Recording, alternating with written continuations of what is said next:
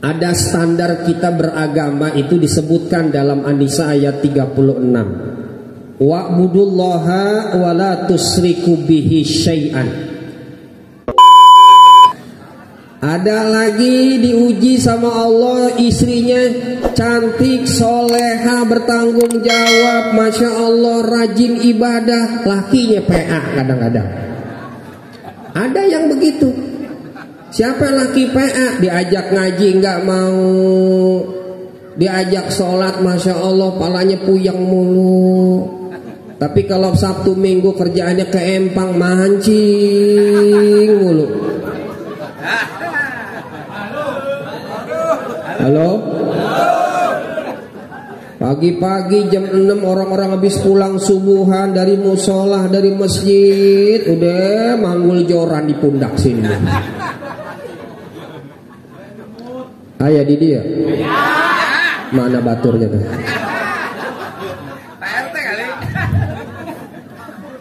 PRT mah nggak mancing. Allahu Akbar. Pergi kagak izin, pulang juga kagak salam. Ninggalin duit kagak, begitu pulang nanyain masakan udah masak belum. Ada begitu tuh, masya Allah. Asal di rumah bukan ngajak anak main, asal di rumah bukan ngajak bini diskusi. Yang ada di rumah diskusi sama ayam jago sama burung begini. Ada Bu? Mana suaminya Bu yang begitu Bu?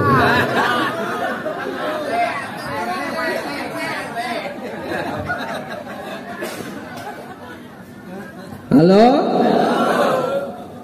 Jadi istrinya sabar, ya Allah pas ngaji nggak apa-apa malu Pak. Sholat berjamaah sono ke musola subuh bangun Pak. Kadang-kadang kagak. Ujian kadang-kadang begitu. Ada lagi yang diuji sama Allah, suaminya soleh, istrinya soleha, punya tetangga PA. Kadang-kadang dikasih ujian tetangganya yang model aja macam-macam. Ada model tetangga yang pengennya diperhatiin tapi merhatiin kagak mau. Ada model tetangga diuji celamitan, tukang ngutang, tukang minjem, kepo. Ada tetangga model begitu tuh. Halo? Sabar, punya tetangga begitu. Ya Allah ya Karim. Itulah yang saya katakan, ibadah hablum minanas itu tantangannya lebih besar karena ujiannya juga lebih berat.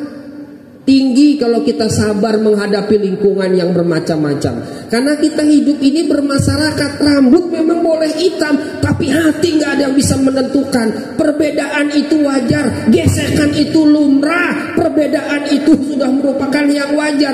Ibaratnya kalau hidup bertetangga, bermasyarakat itu persis seperti piring ketemu gelas, beradu berbunyi. Coba Bapak Ibu kalau lagi makan nemu gelas sama nemu piring, kalau kesenggol pasti berbunyi kan, tang-teng begitu kan? Asal jangan pecah kalau ketemu. Pasti piring kalau ketemu gelas itu berbunyi walaupun trik, asal jangan pecah. Jadi wajar kalau hidup bertetangga itu ada gesekan, ada perselisihan. Yang penting jangan dibawa dendam. Yang penting jangan sampai kita ini merasa hal-hal itu adalah membuat kita ini jadi putus asa, silaturahmi terputus dan menjadi dendam sampai seumur hidup kita. Nggak boleh yang begitu. Halo? Nyambung nggak sini ya? Wajar ketemu tetangga modelnya kayak begitu, karena satu yang lainnya modelnya kayak begitu. Kalau memang nggak mau ketemu, maunya adem, tenang, ayem dan lain sebagainya, maunya itu happy, dipuji, jangan tinggal sama manusia. Mau tinggal di gunung pun pasti ada gesekan. Orang Nabi saja yang dicintai, yang bersih hatinya, tinggal pasti ada orang-orang yang mendengki dan lain sebagainya. Ribut itu biasa.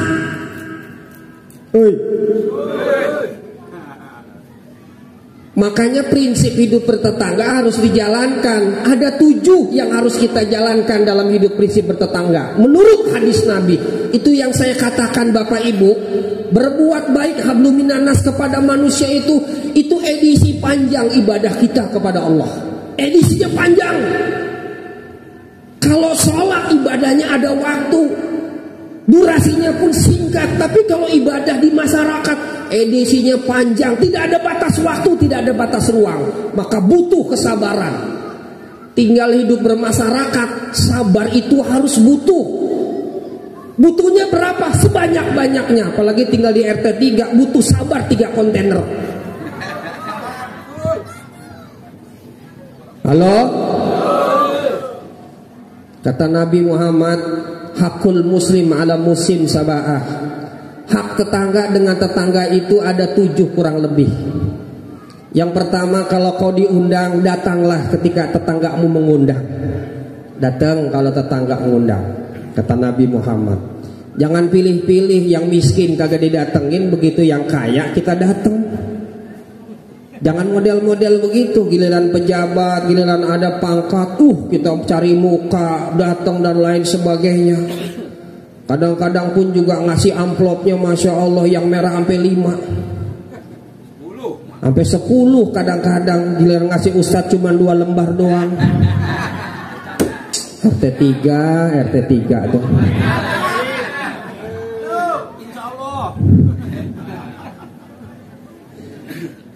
Kalau kau diundang datang, kalau kau nggak bisa datang minta maaf. Jangan pilih-pilih dan jangan dendam kalau kau tidak didatengin. Besok gua nggak datang, karena dia nggak datang hajatan anak gue. Bukan watak orang beriman kalau seperti itu. Yang kedua, kalau tetanggamu minjem, kalau memang kau punya, kasih, kata Nabi Muhammad.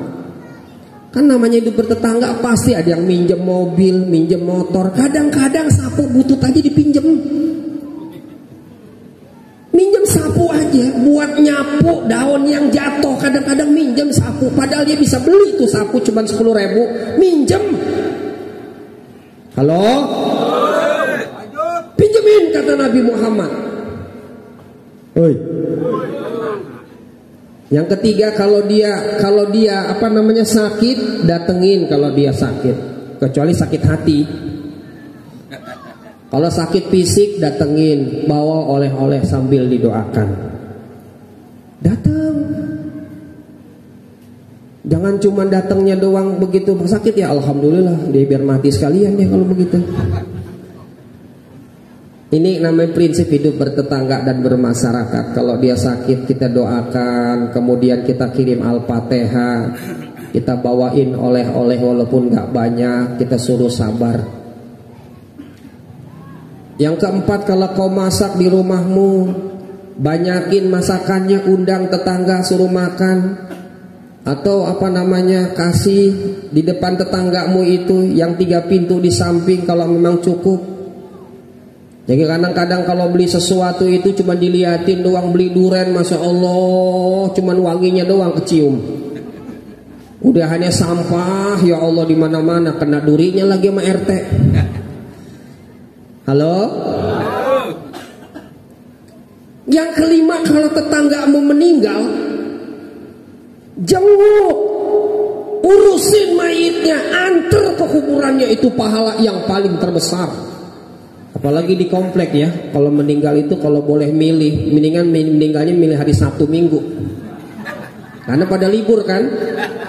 Kalau udah meninggalnya hari Senin repot, udah ke Gajah Tunggal semuanya. Senin udah berangkat jam 8 udah pada di jalanan semua, meninggal pas jam 8 lagi, nggak ada yang ngurus.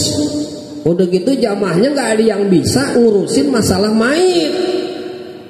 Repot ini pendidikan mayitnya, pendidikan janaisnya kurang dikasih, kurang dibina. Yang diajarin fikih, yang diajarin baca Quran, yang diajarin baca Al-Fatihah doang. Fikihnya nggak ditanamkan.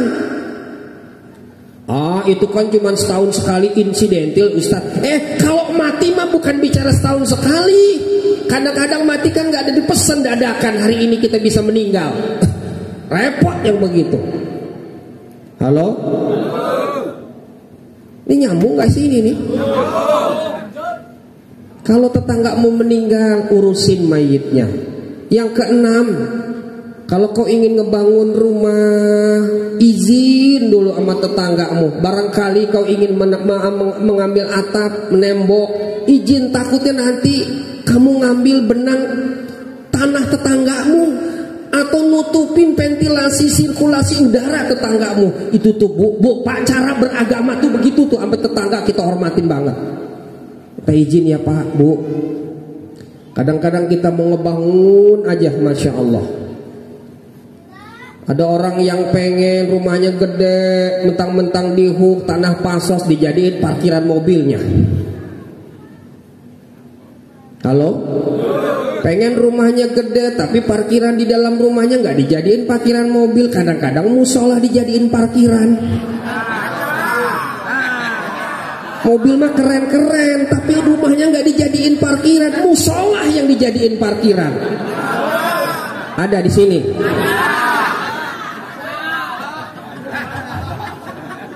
Orangnya jarang ke musola, masjidnya, aduh, kadang-kadang mobilnya doang yang datang. Besok-besok ditulis kena tarif parkir di situ.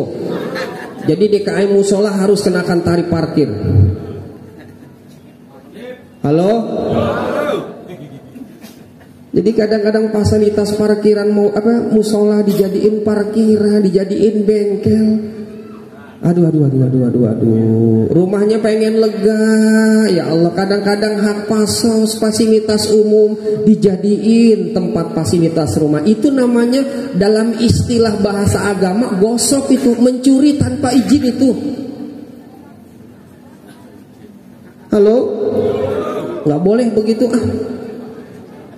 Kadang-kadang di jalanan umum parkir berderet kayak di Jakarta tuh. Makanya Gubernur DKI Jakarta minta sebelum punya mobil punya garasi dulu. Mau dibuat undang-undangnya itu perda seperti itu tuh, pergub tuh.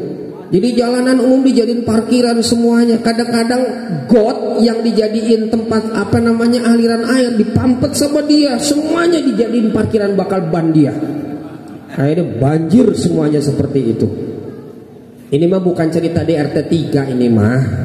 Ini ceritanya di Kota Bumi 3. Tapi bukan di RT 3. Izin kalau tetangga kamu bangun rumah takutnya narik benangnya kelebihan. Benang istilahnya benang jalanan umum diambil, benang tetangga tanahnya diambil, nanti berat hisabnya di hadapan Allah. Itulah makanya dalam Islam ada tradisi yang namanya walimatul waqiroh, syukuran menempati rumah baru habis dibangun, izin biar yang lain ridho. Takut lagi ngebangun debunya itu mengganggu, berisik, kena molen, mesin-mesin semen dan lain sebagainya. Takutnya ngetok palu segala macam, ribut ke tetangga. Namanya walimatul waqiroh. Halo, nyambung. Nah, itulah yang namanya adalah hak bertetangga. Aduh, sampai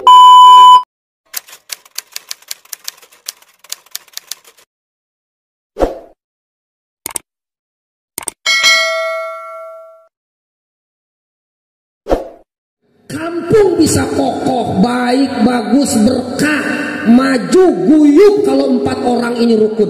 Siapa mereka?